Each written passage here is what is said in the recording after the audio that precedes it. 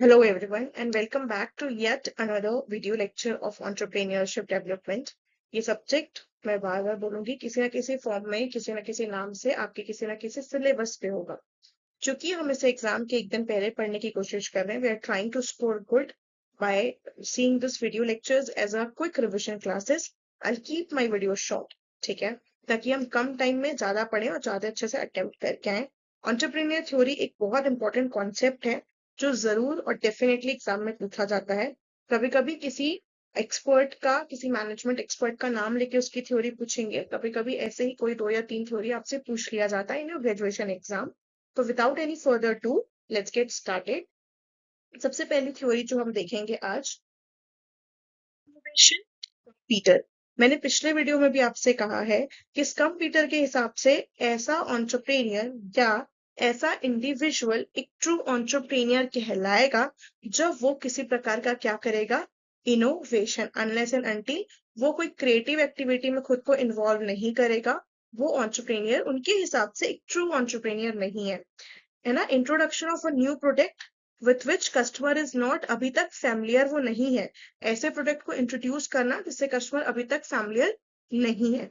कोई नया method use करना, ठीक है, कोई नए मार्केट में टोटल तरीके से एंट्री कर लेना।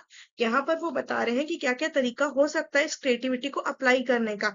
नंबर 1, कोई नया प्रोडक्ट इंट्रोड्यूस करो जिसको कस्टमर आज तक नहीं जानता है, या कोई नए मेथड से किसी चीज का प्रोडक्शन करो ताकि रिसोर्सेस बचे, प्रॉफिट ज्यादा हो। या फिर किसी कंट्री के या किसी नए मार्केट में आप एंट्री करो जहां अभी तक एंट्री ना की गई हो, या आप एक नया सोर्स ऑफ रॉ मटेरियल का सप्लाई डिस्कवर करो, या फिर आप टोटली एक नई फॉर्म ऑफ ऑर्गेनाइजेशन सेटअप करो।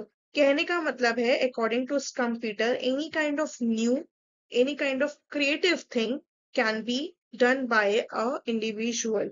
ठीक है, तो कंप्यूटर की थ्योरी किस पे बेस्ड है? इनोवेशन पे, चाहे प्रोडक्ट के इनोवेशन पे, मैन्युफैक्चरिंग के इनोवेशन पे, रॉ मटेरियल सप्लाई के इनोवेशन पे, या न्यू मार्केट के इनोवेशन पे। इजी। देखो, अब थ्योरी है तो क्रिटिसिज्म होगा। क्या क्रिटिसिज्म? बहुत ज्यादा स्ट्रेस दे दिया है किस पे? पूरा एक्सट्रीम स्ट्रेस दे दिया किस पे? इनोवेशन पे, और बाकी सारे अदर फंक्शन ऑफ एंटरप्रेन्योर को क्या कर दिया है? इग्नोर। तो क्या बाकी फंक्शंस एंटरप्रेन्योर के इंपॉर्टेंट नहीं है? राइट। दूसरा, applicability and the success of this theory becomes doubtful in underdeveloped country. Why? क्यों? क्योंकि अंडर डेवलप्ड कंट्री में तो अभी बेसिक प्रोडक्ट नहीं पहुंचे हैं। राइट, अंडर डेवलप्ड कंट्री में तो अभी बेसिक प्रोडक्ट नहीं पहुंचे हैं, तो फिर मैं कैसे इनोवेशन की बात कर सकती हूँ? डेवलपिंग कंट्री जैसे इंडिया, डेवलप्ड कंट्री जैसे अमेरिका, रशिया में आप फिर भी बहुत नए इनोवेशन की बात कर सकते हो और लोग उसे एक्सेप्ट करेंगे। यहाँ पर अंडर डेवलपिंग कंट्री में तो अभी लोग बेसिक एमिनिटीज को नहीं अचीव कर पा रहे हैं, तो उनके लिए अभी बेसिक फैसिलिटी ज्यादा इंपॉर्टेंट हो जाती है, तो ये थ्योरी वहां एप्लीकेबल नहीं होगी। फिर से जल्दी से, कंप्यूटर की थ्योरी क्या है? जो न्यू इनोवेशन पे बेस्ड है, क्रिएटिविटी पे बेस्ड है, चाहे प्रोडक्ट पे, मार्केट पे, या किसी नए लाइन ऑफ प्रोडक्शन चैनल पे या सप्लाई पे। क्रिटिसिज्म क्या है कि क्या अदर फंक्शंस इंपॉर्टेंट नहीं है क्रिएटिविटी के अलावा? क्या कोई एंटरप्रेन्योर जो नई क्रिएटिविटी नहीं करता है लेकिन फिर भी बिजनेस करता है, क्या उसे एंटरप्रेन्योर नहीं कहेंगे? ये इसका क्रिटिसिज्म है। दूसरा, कि ये developing countries, under developed countries के लिए थोड़ा सा डिफिकल्ट है। नेक्स्ट थ्योरी हम देखते हैं, थ्योरी अचीवमेंट बाय मैन। इन्होंने 3 नीड्स बताई है किसी भी ह्यूमन बीइंग की। क्या? Need for achievement, need for power and need for affiliation. बहुत आराम से समझो, आपको कुछ ना कुछ लाइफ में अचीव करना है, या तो अभी आपका पर्पस होगा बहुत अच्छे मार्क्स लाने का, या आपका पर्पस होगा जस्ट ग्रेजुएशन करके किसी अपने दूसरे चीज पे फोकस करने का। कोई ना कोई तो प्लान है, कुछ ना कुछ तो अचीवमेंट है। तो बेसिक ह्यूमन नीड्स क्या है? Need for achievement. आप क्यों अचीव करना चाहते हो? मैं अगर बोलूं कि आप बिजनेस में बहुत सक्सेसफुल होना चाहते हो, क्यों? क्योंकि आपको पावर चाहिए, and money brings power. Right. आप सीएस का एग्जाम निकालना चाहते हो, क्यों? क्योंकि आपको पावर चाहिए। तो आप अचीव करना चाहते हो क्योंकि आपको पावर चाहिए। कनेक्ट हो गया? और पावर और अचीवमेंट से क्या होगा? लोग आपको जानेंगे। नीड फॉर एफिलिएशन, आप अपने आप में एक ब्रांड बन के सामने होंगे, जो मैं बार बार कह रही हूँ। क्लियर हो गया?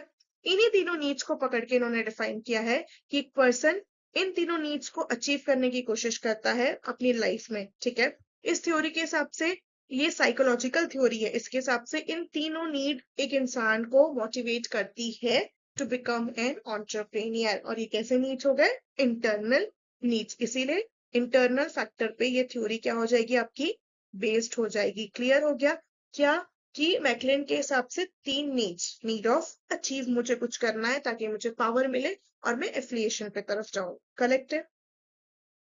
नेक्स्ट है x efficiency theory. X efficiency theory, देखिए एक्स यानी क्या होता है, क्रॉस, आपको ऐसे याद रखना है, क्रॉस यानी कैंसिल।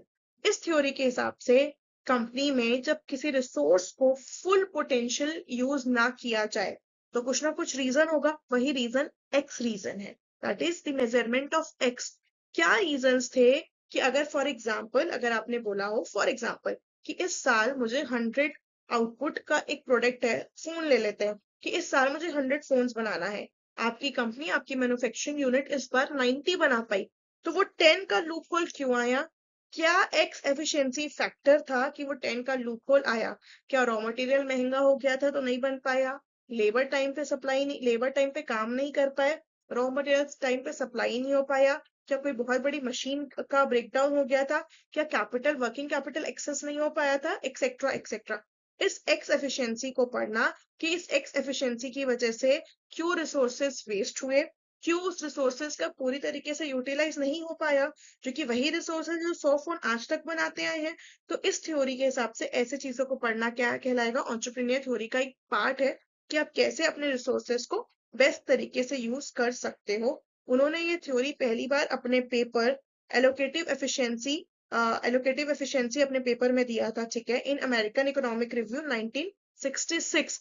ये थ्योरी को रिसेंटली अप्लाई किया गया है एंटरप्रेन्योरशिप में, ठीक है, और डिराइव करने की कोशिश की गई है कि what is the X efficiency, क्यों ऑकर होता है इफ रिसोर्सेज आर वेस्टेड और नॉट यूज्ड एट ऑल। बहुत आसानी से क्लियर हो गया, I hope this is easy to understand. अभी तक हमने 3 थ्योरी देख ली है, लेविस्टन की एक्स एफिशिएंसी थ्योरी, मैकलेन की 3 theories, need for achievement, need for power, need for affiliation, कुछ अचीव करना है ताकि पावर मिले और एफिलिएशन हो। और सबसे पहली थ्योरी देखी थी स्कम्पीटर की, क्या, जोसेफ स्कम्पीटर की इनोवेटिव थ्योरी, या जिसको क्रिएटिव थ्योरी भी बोलते हैं। कहीं ना कहीं आपको कहीं ना कहीं किसी भी चीज पे क्रिएटिविटी लानी है, ये एंटरप्रेन्योर का एक काम होना चाहिए। Theories are based on like that, ठीक है। I hope it is very much clear. एक और देख लेते हैं जल्दी से, risk bearing theory of Knight. Risk bearing theory मतलब ये बोलते हैं कि एक एंटरप्रेन्योर के लिए बहुत इंपॉर्टेंट फीचर होता है रिस्क बियर करना, क्योंकि रिस्क प्रॉफिट लेके आता है। अंडरस्टैंड, मोर रिस्क मोर रिवॉर्ड, ये तो हम बचपन से सुनते आए हैं। रिस्क का रिवॉर्ड क्या मिलेगा, प्रॉफिट मिलेगा। तो जितना आप रिस्क करोगे उतना गेन करोगे, वो आपका रिवॉर्ड प्रॉफिट की तरह काम निकल के आएगा, और रिस्क आपको हमेशा प्रॉफिट बना के ही देगा। क्यों? क्योंकि एक एंटरप्रेन्योर की इनकम कैसी है, अनसर्टेन है। इसीलिए नाइट के हिसाब से अनसर्टेनिटी फीचर जो है ना, कभी भी फिक्स नहीं होना, ये एंटरप्रेन्योर का सबसे बड़ा फीचर है। और इसीलिए वो कहते हैं कि there are 2 types of risk, insurable and non insurable. Insurable मतलब जहां पर entrepreneur earn profit because he bears non insurable risk which is uncertain. मतलब देखो, रिस्क हमेशा 2 प्रकार के होंगे, ऐसे रिस्क जो आपको पता है ये हो सकता है तो उसके लिए तो आप रेडी हो जाओगे, लेकिन ऐसे रिस्क जिसके लिए आप रेडी नहीं थे पर आपका फंक्शनिंग, आपका मैनेजमेंट, आपका काम इतना बढ़िया था कि आप उस रिस्क को फेस कर पाए, और वहां पर आपकी जीत होगी। राइट, लाइफ में भी तो ऐसा ही होता है ना। उसी थ्योरी पे बेस्ड है risk bearing theory of night. तो आज की वीडियो को शॉर्ट एंड सिंपल रखते हैं, क्योंकि थ्योरीज थोड़ा सा टफ हो जाती है एक दिन पहले याद करने के लिए या ऑल ऑफ सडन याद करने के लिए। तो 4 थ्योरीज है, मैं क्विकली रिवाइज करवा देती हूँ। पहली थ्योरी है कंप्यूटर की innovative theory. He believes an entrepreneur should use creativity, either introducing a total new product, either entering into a new market, or introducing new something out of resources, raw material supply, etc. मतलब वो कहते हैं कि entrepreneurship में, entrepreneur journey में creativity का application होना ही चाहिए, लेकिन वो अदर फंक्शंस को इग्नोर करते हैं। उनकी इनोवेटिव थ्योरी को डेवलपिंग कंट्री जैसी जगहों पे अप्लाई करना पॉसिबल नहीं है। फिर हमने मैकलेन की 3 थ्योरी देखी, तीन फीचर पे बेस्ड थ्योरी देखी, सॉरी। वो कहते हैं कि एक इंसान को या एक एंटरप्रेन्योरशिप में, एक उसकी जर्नी में, उसको इंटरनल फैक्टर बहुत मोटिवेट करते हैं, जैसे कि उसका कुछ अचीव करने का क्षमता, उसके पावर लेने की क्षमता और उसकी एफिलिएट होने की क्षमता। ये तीनों क्षमताएं उसको अच्छा एंटरप्रेन्योर बनाती है, और एंटरप्रेन्योर अपनी जर्नी में इन तीनों क्षमताओं को यूज करता है अपनी एंटरप्रेन्योरशिप जर्नी में। राइट है। फिर हमने देखा लेविंस्टन की एक्स इनएफिशिएंसी थ्योरी, इनके हिसाब से कि कुछ ना कुछ ऐसा फैक्टर है जो एंटरप्रेन्योर को उसकी जर्नी में पूरी तरीके से अचीव नहीं करने दे रहा है। उसी चीज को पढ़ना कि क्यों रिसोर्सेज वेस्ट हो गए, क्यों रिसोर्सेज को पूरी तरीके से यूज नहीं किया गया, वो उस थ्योरी पे, उस कॉन्सेप्ट पे बेस्ड है।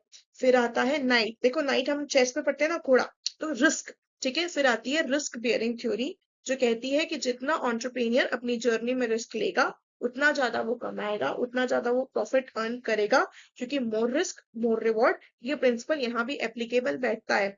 बट कौन से रिस्क? ऐसे रिस्क जो अनसर्टेन है, क्योंकि बेसिक रिस्क के लिए तो आप ऑलरेडी प्रिपेयर हो। तो ऐसे रिस्क जो अनसर्टेन इन नेचर है, उस रिस्क को जब आप लेके फेस कर पाते हो तो आप एक अच्छे एंटरप्रेन्योर बनने की जर्नी में आगे बढ़ पाते हो। I hope today's topic is very much clear to you. We'll see you all in the next video. Till then, study.